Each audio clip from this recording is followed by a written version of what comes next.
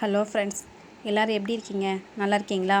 இன்றைக்கி வீடியோவில் பார்த்தீங்கன்னா நம்ம இட்லி வச்சு இட்லி 65 அப்படின்னு கூட சொல்லலாம். அது எப்படி செய்யலாங்கிறத பார்க்கலாம். அது பார்க்குறதுக்கு முன்னாடி இது வரைக்கும் என்னோடய சேனலை சப்ஸ்கிரைப் பண்ணாதவங்க சப்ஸ்கிரைப் பண்ணுங்கள். கூடவே இந்த பெல் ஐக்கானையும் மறக்காமல் கிளிக் பண்ணுங்கள். இது பார்த்தீங்கன்னா நம்ம வீட்டில் இட்லி அவிச்சிட்டு மீந்து போச்சுன்னா நம்ம இது மாதிரி ட்ரை பண்ணி பார்க்கலாம். அப்படி இல்லைன்னா நம்ம புதுசாக அவிச்ச இட்லி இருந்தால் கூட அதுலேயும் நம்ம செஞ்சு பார்க்கலாம். எதில் செஞ்சாலும் டேஸ்ட்டு நல்லா தான் இருக்கும். அது எப்படி செய்கிறத பார்க்கலாம் வாங்க. இதை ஈவினிங் டைம் ஸ்நாக்ஸாக கூட செஞ்சு நம்ம சாப்பிட்லாம். அதுக்கு பார்த்திங்கன்னா நான் ஒரு 4 இட்லி நான் எடுத்திருக்கேன். 4 இட்லி என்ன பண்ண போனால் சின்ன சின்ன பீஸாக நம்ம கட் பண்ணி எடுத்துக்கலாம். இந்த மாதிரி நீங்கள் ரொம்பவும் பொடியாகவும் கட் பண்ணிடாதீங்க. இந்த சைஸ் நீங்கள் கட் பண்ணி எடுத்துக்கிட்டால் தான் ரொம்ப நல்லாயிருக்கும். இப்போ நம்ம ஓரளவுக்கு எல்லாத்தையுமே கட் பண்ணி எடுத்தாச்சு. அடுத்து பார்த்திங்கன்னா ஒரு கடாய் வச்சிடலாம். கடாயில் பார்த்திங்கன்னா கொஞ்சமாக நல்லெண்ணெய் சேர்த்துக்கிறேங்க. இட்லி பொடி செய்கிறதுக்காக நல்லெண்ணெய் சேர்த்துட்டு 3/4 ஸ்பூன் அளவுக்கு கடுகு சேர்த்துக்கிறேங்க.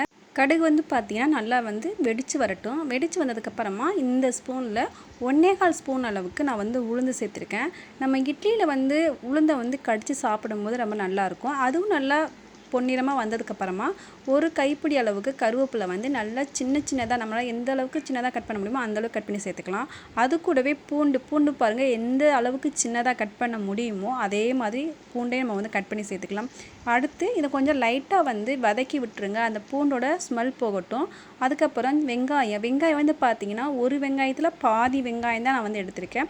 அதையும் நம்ம அது கூடவே சேர்த்துடலாம். சேர்த்துட்டு நல்லா வதக்கி விடுங்க.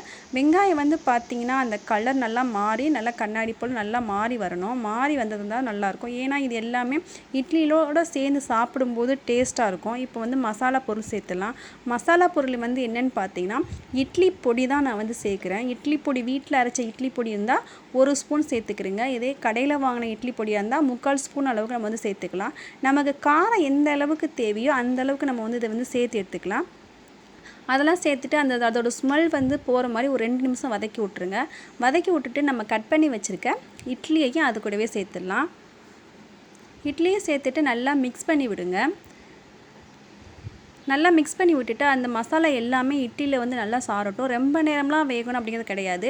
ரொம்ப நேரம் நம்ம பெரட்ட அதோட தூள் கீழே விழ ஆரம்பிச்சிடும். ஏன்னு பார்த்தீங்கன்னா நம்ம எதுவே எண்ணெயில் போட்டு பொரிச்சு எடுத்துருந்தால் நமக்கு அந்தளவுக்கு விழுகாது.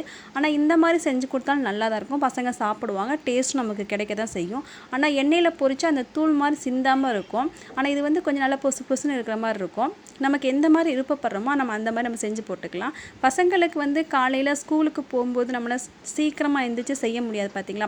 அந்த மாதிரி டைமில் நம்ம சீக்கிரமாக இட்லியை வச்சுட்டு சட்னிக்கு பதிலாக நம்ம இந்த மாதிரி செஞ்சு கொடுத்துட்டோம்னா பசங்க ஸ்கூலில் நல்லா விரும்பி சாப்பிட்டுட்டு வருவாங்க.